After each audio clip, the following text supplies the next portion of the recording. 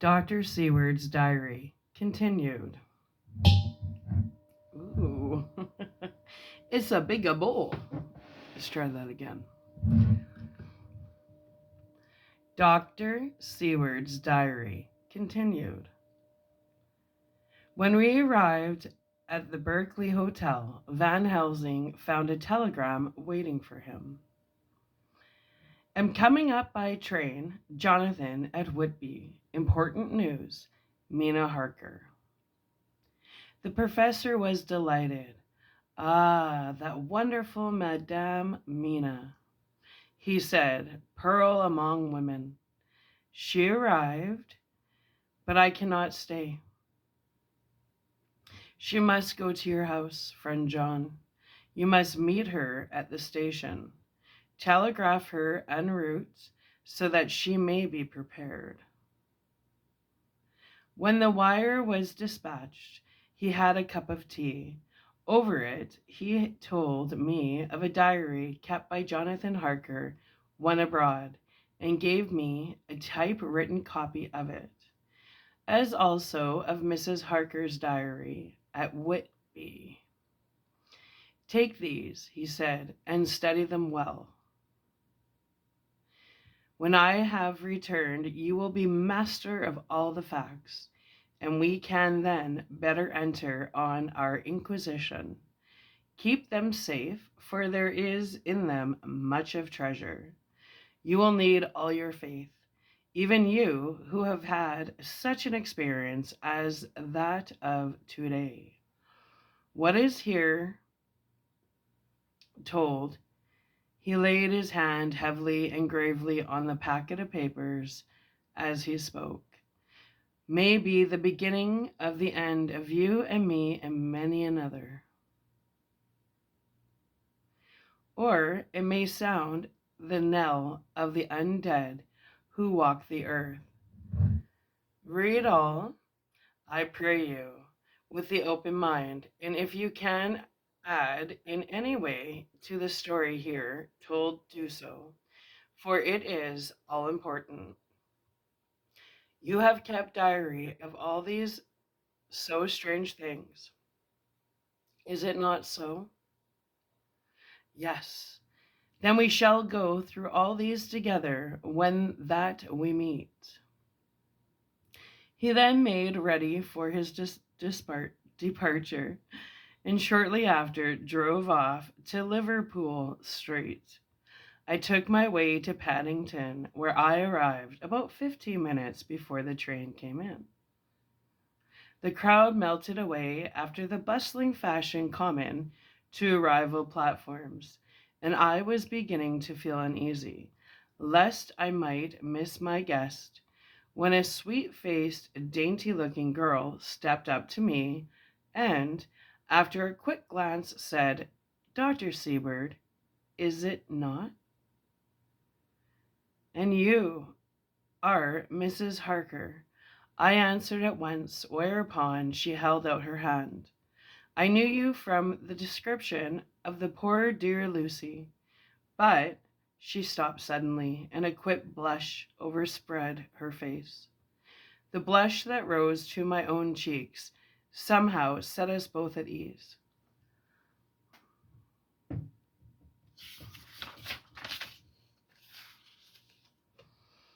For it was a tacit answer to her own. I got her luggage, which included a typewriter, and we took the underground to Fenchurch Street after I had sent a wire to my housekeeper to have a sitting room and bedroom prepared at once for Mrs. Harker. In due time we arrived. She knew, of course, that the place was a lunatic asylum, but I could see that she was unable to repress a slight shudder when we entered. She told me that, if she might, she would come presently to my study, as she had much to say. So here I am finishing my entry in my photograph diary whilst I await her. As yet, I have not had the chance of looking at the papers which Van Helsing left with me, though they lie open before me. I must get her interested in something so that I may have an opportunity of reading them. She does not know how precious time is or what a task we have in hand. I must be careful not to frighten her. Here she is. Mina Harker's Journal, 29th of September. After I had tidied myself, I went down to Dr. Seward's study. At the door I paused a moment, for I thought I heard him talking with someone. As, however, he had pressed me to be quick, I knocked at the door, and on his calling out, "Come in," I entered. To my intense surprise, there was no one with him. He was quite alone, and on the table opposite him was what I knew at once from the description to be a phonograph. I had never seen one and was much interested. "I hope I did not keep you waiting," I said. "But I stayed at the door as I heard you talking and thought there was someone with you." "Oh," he replied with a smile. "I was only entering my diary."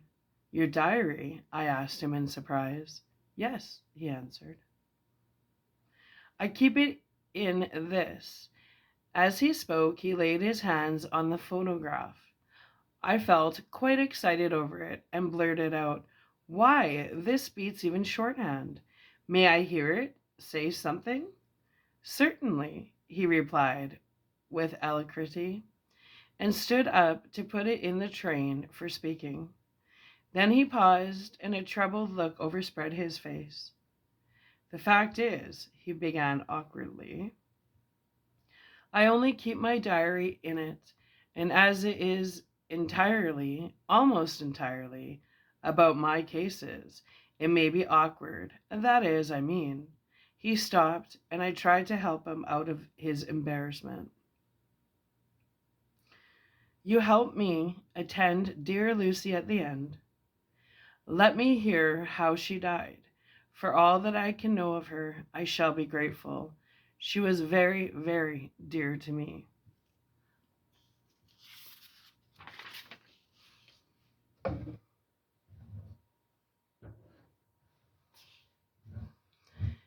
To my surprise, he answered with a horror-struck look in his face. "Tell you of her death? Not for the wide world." "Why not?" I asked, for some grave, terrible feeling was coming over me. Again he paused, and I could see that he was trying to invent an excuse. At length he stammered out, "You see, I do not know how to pick out any particular part of the diary." Even while he was speaking, an idea dawned upon him, and he said with unconscious simplicity, in a different voice and with the naivety of a child, "That's quite true, upon my honor." Honest Indian, I could not but smile, at which he grimaced. "I gave myself away that time," he said. "But do you know that, although I have kept the diary for months past, it never once struck me how I was going to find any particular part of it in case I wanted to look it up. By this time, my mind was made up that the diary of a doctor who attended Lucy might have something to add to the sum of our knowledge of that terrible being, and I said boldly, "Then, Dr. Seward, you had better let me copy it out for you on my typewriter." He grew to positively deathly pallor as he said, "No, no, no. For all the world, I wouldn't let you know that terrible story." Then it was terrible. My intuition was right. For a moment, I thought, as my eyes ranged the room, unconsciously looking for something or some opportunity to aid me, they lit on the great batch of typewriting on the table. His eyes caught the look in mine, and without his thinking, followed their direction. As they saw the parcel, he realized my meaning. "You do not know me," I said, When you have read those papers, my own diary and my husband's also, which I have typed, you will know me better. I have not faltered in giving every thought of my own heart in this case. But, of course, you do not know me. Yet, and I must not expect you to trust me so far. He is certainly a man of noble nature. Poor dear Lucy was right about him. He stood up and opened a large drawer in which were arranged in order a number of hollow cylinders of metal covered with dark wax, and said, "You are quite right. I did not trust you because I did not know you, but I know you now, and let me say that I should have known you long ago. I know that Lucy told you of me, and she told me of you too. May I make the only atonement in my power? Take the cylinders and hear them. The first half dozen of them are personal to me, and they will not horrify you. Then you will know me better. Dinner will then Dinner will by then be ready. In the meantime, I shall read over some of these documents and shall be better able to understand certain things." He carried the phonograph himself up to my sitting room and adjusted it for me. Now I shall learn something pleasant, I am sure, for it will tell me the other side of a true love episode of which I know one side already. Dr. Seward's Diary, 29th of September. I was so absorbed in that wonderful diary of Jonathan Harker and that other of his wife that I let the time run on without thinking. Mrs. Harker was not down when the maid came to announce dinner. So I said, "She is possibly tired. Let dinner wait an hour." And I went on with my work. I had just finished Mrs. Harker's diary when she came in. She looked sweetly pretty, but very sad, and her eyes were flushed with crying. This somehow moved me much. Of late I have had cause for tears, God knows, but the relief of them was denied me. And now the sight of those sweet eyes, brightened with recent tears, went straight to my heart. So I said, as gently as I could, "Oh, I greatly fear I have distressed you." "Oh, no, not distressed me," she replied, "but I have been more touched than I can say by your grief. This is a wonderful machine, but it is cruelly true. It told me, in its very tones, the anguish of your heart. It was like a soul crying out to the Almighty God, for no one must hear them spoken ever again. See, I have tried to be useful. I have copied out the words on my typewriter, and none other need now hear your heart beat as I did. No one need ever know, shall ever know," I said in a low voice. She laid her hand on mine and said very gravely, "Ah, but they must. Must, but why?" I asked. "Because it is a part of the terrible story, a part of poor dear Lucy's death and all that led to it. Because in the struggle which we have before us to rid the earth of this terrible monster, we must have all the knowledge and all the help which we can get. I think that the cylinders which you gave me contained more than you intended me to know. But I can see that there are in your record many lights to this dark mystery. You will let me help, will you not? I know all up to a certain point, and I see already, though your diary only took me to the 7th of September, how poor Lucy was beset, and how her terrible doom was being wrought out. Jonathan and I have been working day and night since Professor Van Helsing saw us. He is gone to Whitby to get more information, and he will be here tomorrow to help us. We need have no secrets amongst us. Working together and with absolute trust, we can surely be stronger than if some of us were in the dark. She looked at me so appealingly, and at the same time manifested such courage and resolution in her bearing. Then and that I gave in at once to her wishes. You shall, I said. Do as you like in the matter. God forgive me if I do wrong. There are terrible things yet to learn of. But if you have so far traveled on the road to poor Lucy's death, you will not be content. I know to remain in the dark, nay, the end, the very end, may give you a gleam of peace. Come, there is dinner. We must keep one another strong for what is before us. We have a cruel and dreadful task. When you have eaten, you shall learn the rest, and I will answer any questions you ask, if there be anything which you do not understand, though it was apparent to us who were present. There. Adjust. Mina Harker's Journal, 29th of September. After dinner, I came with Dr. Seward to his study. He brought back the phonograph from my room, and I took my typewriter. He placed me in a comfortable chair and arranged the phonograph so that I could touch it without getting up, and showed me how to stop it in case I should want to pause. Then he, very thoughtfully, took a chair with his back to me so that I might be as free as possible, and began to read. I put the forked metal to my ears and listened. When the terrible story of Lucy's death and all that followed was done, I lay back in my chair powerless. Fortunately, I am not of fainting disposition.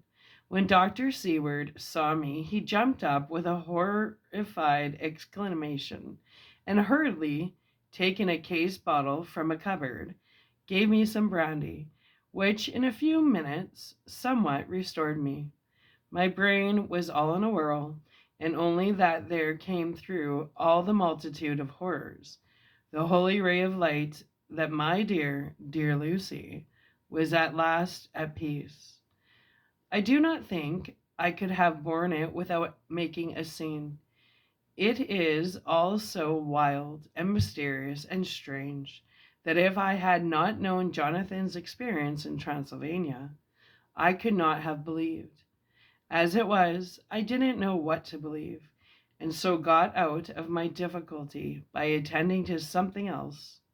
I took the cover off my typewriter and said to Dr. Seward, "Let me write this all out now. We must be ready for Dr. Van Helsing when he comes. I have sent a telegram to Jonathan to come on here when he arrives in London from Whitby.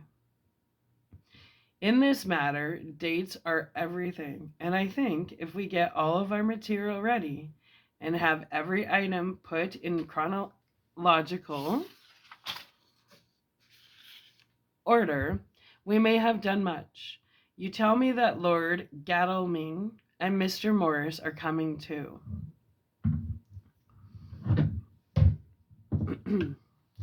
Let us be able to tell them when they come." He accordingly set the phonograph at a slow pace, and I began to typewrite from the beginning of the 7th cylinder. I used manifold, and so took 3 copies of the diary, just as I had done with all the rest. It was late when I got through, but Dr. Seward went about his work of going his round of the patients. When he had finished, he came back and sat near me, reading, so that I did not feel too lonely whilst I worked. How good and thoughtful he is! The world seems full of good men, even if there are monsters in it. Before I left him, I remembered what Jonathan put in his diary of the professor's perturbation at reading something in an evening paper at the station at Exeter. So, seeing that Dr. Seward keeps his newspapers, I borrowed the files of the Westminster Gazette and the Pall Mall Gazette and took them to my room. I remember how much the Daily Graph and the Whitby Gazette, of which I had made cuttings, helped us to understand the terrible events at Whitby when Count Dracula landed. So I shall look through the evening papers since then, and perhaps I shall get some new light. I am not sleepy, and the work will help to keep me quiet. Dr. Seward's Diary, 30th of September. Mr. Harker arrived at 9 o'clock. He had got his wife's wire just before starting. He is uncommonly clever, if one can judge from his face, and full of energy. If his journal be true, and judging by one's own wonderful experiences, it must be. He is also a man of great nerve. That going down to the vault a second time was a remarkable piece of daring. After reading his account of it, I was prepared to meet a good specimen of manhood, but hardly the quiet, business-like gentleman who came here today. Later, after lunch, Harker and his wife went back to their own room, and as I passed a while ago, I heard the click of the typewriter. They are hard at it. Mrs. Harker says that they are knitting together in chronological order every scrap of evidence they have. Harker has got the letters between the consignee of the boxes at Whitby and the carriers in London who took charge of them. He is now reading his wife's typescript of my diary. I wonder what they make of it. Here he is. Strange that it never struck me that the very next house might be the Count's hiding place. Goodness knows that we had enough clues from the conduct of the patient Renfield. The bundle of letters relating to the purchase of the house were with the typescript. Oh, if we had only had them earlier, we might have saved poor Lucy. Stop. That way madness lies. Harker has gone back and is again collating his material. He says that by dinner time they will be able to show a whole connected narrative. He thinks that in the meantime I should see Renfield, as hitherto he has been a sort of index to the coming and going of the Count.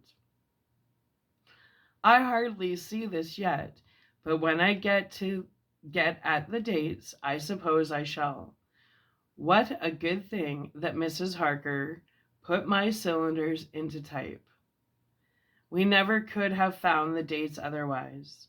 I found Renfield sitting placidly in his room with his hands folded, smiling benignly. At the moment, he seemed as sane as anyone I ever saw. I sat down and talked with him on a lot of subjects, all of which he treated naturally. He then, of his own accord, spoke of going home, a subject he has never mentioned, to my knowledge, during his sojourn here. In fact, he spoke quite confidently of getting his discharge at once. I believed that, had I not had the chat with Harker and read the letters and the dates of his outbursts, I should have been prepared to sign for him after a brief time of observation. As it is, I am darkly suspicious, as those outbreaks were in some way linked with the proximity of the Count. What then does this absolute content mean? Can it be that his instinct is satisfied as to the vampire's ultimate triumph? Stay, he is himself zoophagous, And in his wild ravings outside the chapel door of the deserted house, he also spoke of Master. Ooh. This all seems confirmation of our idea. However, after a while, I came away. My friend is just a little too sane at present to make it safe to probe him too deep with questions. He might begin to think, and then, so I came away. I mistrust these quiet moods of his, so I have given the attendant a hint to look closely after him, and to have a straight waistcoat ready in case of need. Jonathan Harker's Journal, 29th of September, in train to London. When I received Mr. Billington's courteous message that he would give me any information in his power, I thought it best to go down to Whitby and make on the spot such inquiries as I wanted. It was now my subject to trace that horrid cargo of the Count's to its place in London. Later, we may be able to deal with it. Billington, Jr., a nice lad, met me at the station and brought me to his father's house, where they had decided that I must stay at the night. They are hospitable, with true Yorkshire hospitality. Give a guest everything and leave him free to do as he likes. They all knew that I was busy and that my stay was short, and Mr. Billington had already in his office all the papers concerning the consignment of boxes. It gave me almost a turn to see again one of the letters which I had seen on the Count's table before I knew of his diabolical plans. Everything had been carefully thought out and done systematically and with precision. He seemed to have been prepared for every obstacle which might be placed by accident in the way of his intentions being carried out. To use an Americanism, he had taken no chances, and the absolute accuracy with which his instructions were fulfilled was simply the logical result of his care. I saw the invoice and took note of it. 50 cases of common earth to be used for experimental purposes. Also, the copy of the letter to Carter Patterson and their reply. Of both of these, I got copies. This was all the information Mr. Billington could give me. So I went down to the port and saw the Coast Guards, the custom officers, and the harbor master. They had all something to say of the strange entry of the ship, which has already taken its place in local tradition, but no one could add to the simple description. 50 cases of common earth. I then saw the station master, who kindly put me in communication with the men who had actually received the boxes. Their tally was exact with the list, and they had nothing to add except that the boxes were main and mortal heavy, and that shifting them was dry work. One of them added that it was hard lines, that there wasn't any gentleman, such like as yourself, squire, to show some sort of appreciation of their efforts in a liquid form. Another put in a rider that the thirst then generated was such that even the time which had elapsed had not completely allayed it. Needless to add, I took care, before leaving to lift, forever and adequately, this source of reproach. 30th of September.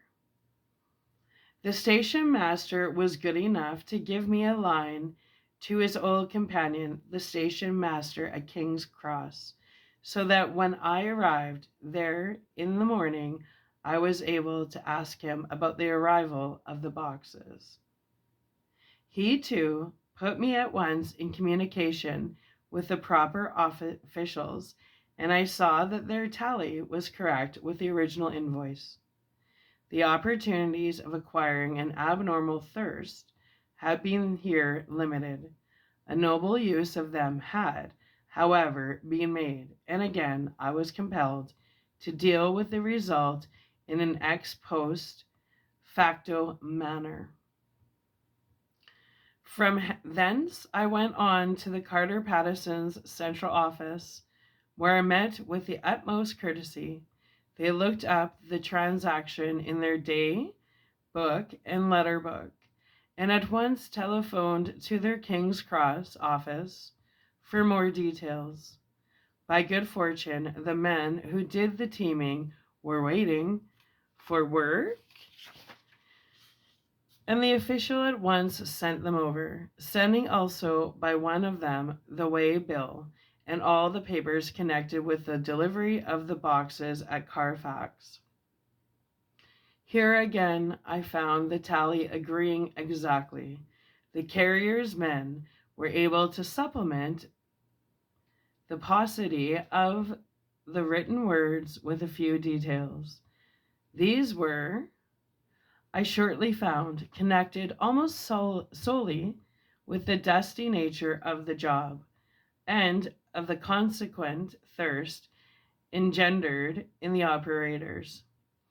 On my affording any opportunity, through the medium of the currency of the realm, of the allaying at a later period this beneficent evil, one of the men remarked, "That 'ouse governor is the roomiest I ever was in.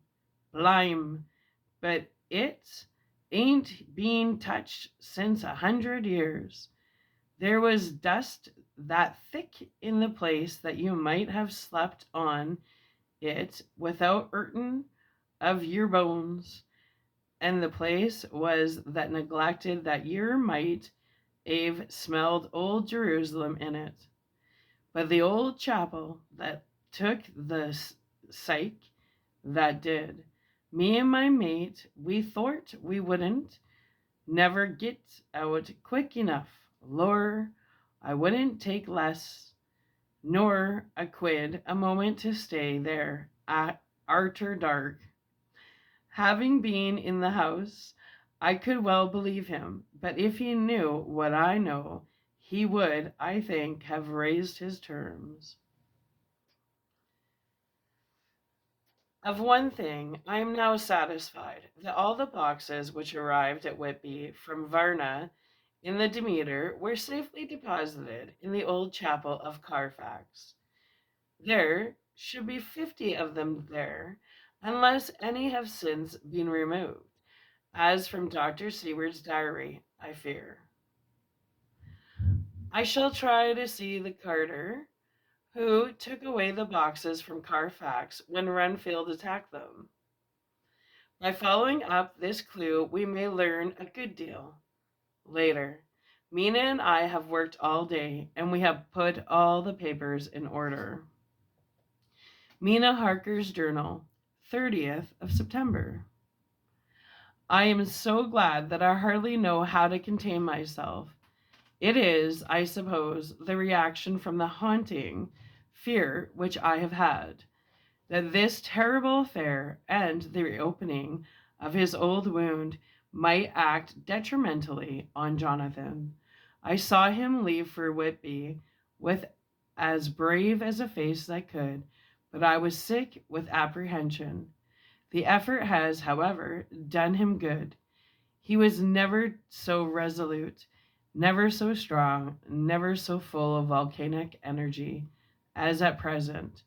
It is just as that dear good Professor Van Helsing said, he is true grit, and he improves under strain that would kill a weaker nature. He came back full of life and hope and determination. We have got everything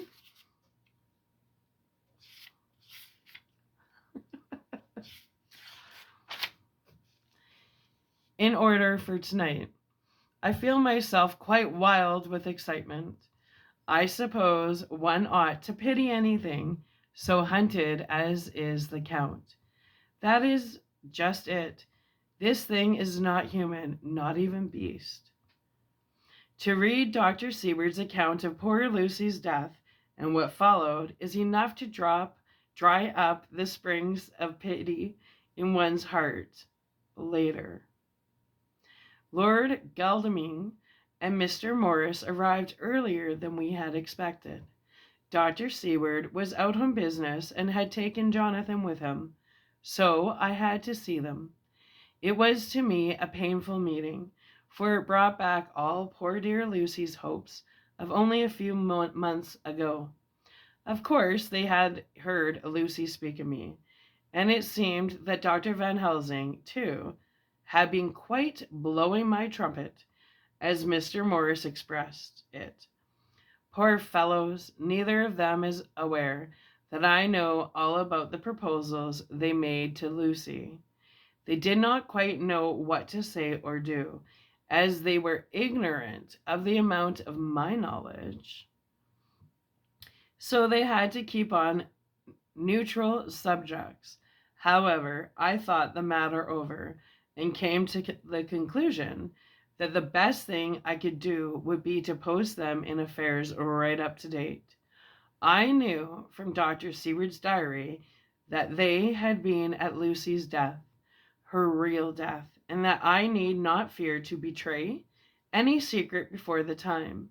So I told them, as well as I could, that I had read all the papers and diaries, and that my husband and I, having typewritten them, had just finished putting them in order. I gave them each a copy to read in the library. When Lord Godalming got his and turned it over, "It does make a pretty good pile," he said. "Did you write all this, Mrs. Harker?" I nodded, and he went on. "I don't quite see the drift of it, but you people are all so good and kind, and have been working so earnestly and so energetically, that all I can do is to accept your ideas blindfold and try to help you. I have had one lesson already in accepting facts that should make a man humble, to one lesson already in accepting facts that should make a man humble to the last hour of his life. Besides, I know you loved my poor Lucy." Here he turned away and covered his face with his hands. I could hear the tears in his voice. Mrs. Morris, with instinctive delicacy, just laid a hand for a moment on his shoulder and then walked quietly out of the room.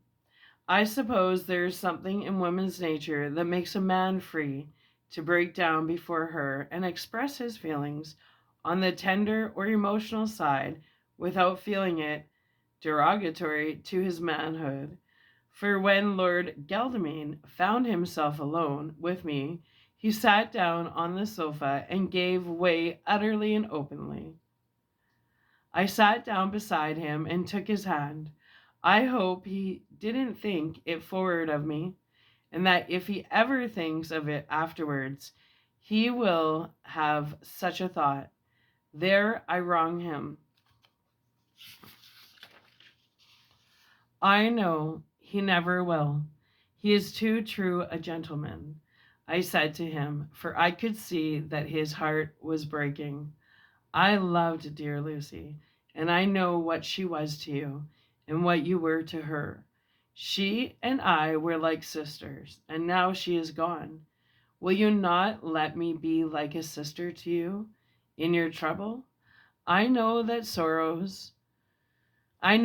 sorrows you have had, though I cannot measure the depths of them. If sympathy and pity can help in your affliction, won't you let me be of some little service for Lucy's sake?" In an instant, the poor dear fellow was overwhelmed with grief. It seemed to me that all that he had of late been suffering in silence found a vent at once. He grew quite hysterical, and raising his open hands beat his palms together in a perfect agony of grief. He stood up and then sat down again, and the tears rained down his cheeks. I felt an infinite pity for him and opened my arms unthinkingly. With a sob, he laid his head on my shoulders and cried like a wearied child, whilst he shook with emotion. We women have something of the mother in us that makes us rise above smaller matters when the mother spirit is invoked. I felt this big, soaring man's head resting on me, as though it were that of the baby that some day may lie on my bosom. And I stroked his hair as though he were my day may lie on my what? And I stroked his hair as though he were my own child. I never thought at the time how strange it all was. After a little bit, his sobs ceased, and he raised himself with an apology, though he made no disguise of his emotion. He told me that for days and nights past, weary days and sleepless nights, he had been unable to speak with anyone. As a man must speak in his time of sorrow, there was no woman whose sympathy could be given to him, or with whom, owing to the terrible circumstances with which his sorrow was surrounded, he could speak freely. I know now how I suffered, he said as he dried his eyes, but I do not know even yet, and none other can ever know, how much your sweet sympathy has been to me today. I shall know better in time, and believe me that, though I am not ungrateful now, my gratitude will grow with my understanding. You will let me be like a brother, will you not? For all of our lives, for dear Lucy's sake. For dear Lucy's sake, I said as we clasped hands. Ah, and for your own sake, he added. For if a man's esteem and gratitude are even worth the winning, you have won mine today. If ever the future should bring to you a time when you need a man's help, believe me, you will not call in vain. God grant that no such time may ever come to you to break the sunshine of your life.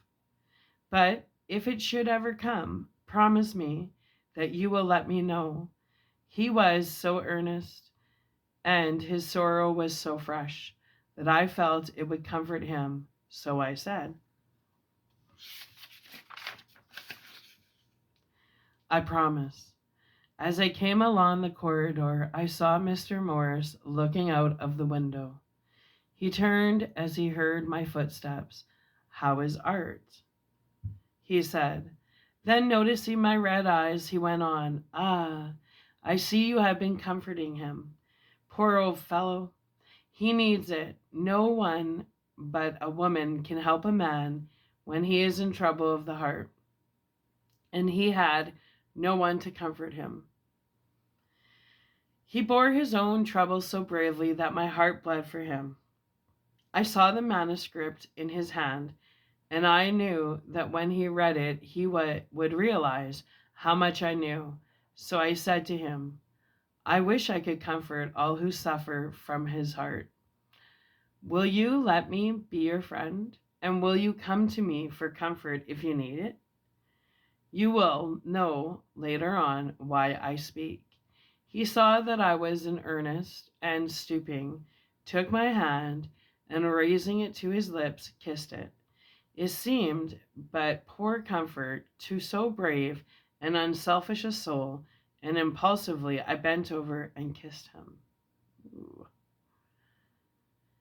The tears rose in his eyes, and there was a momentary choking in his throat. He said quite calmly, Little girl, you will never regret that true-hearted kindness, so long as ever you live. Then he went into the study to his friend. Little girl, the very words he had used to Lucy, and oh, but he proved himself a friend.